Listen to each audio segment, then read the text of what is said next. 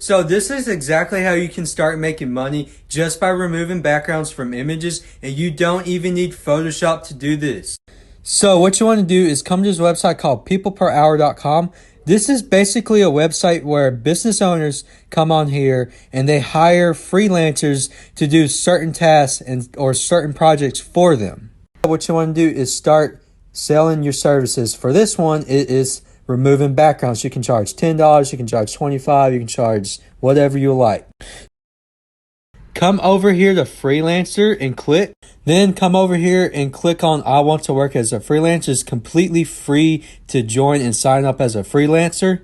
I've been wondering, I've never removed the background before. How can I do that? Come to this website called remove.bg and you can upload the image and then it would do it for you. And then after that, you can download the image and then send it to whoever bought your service.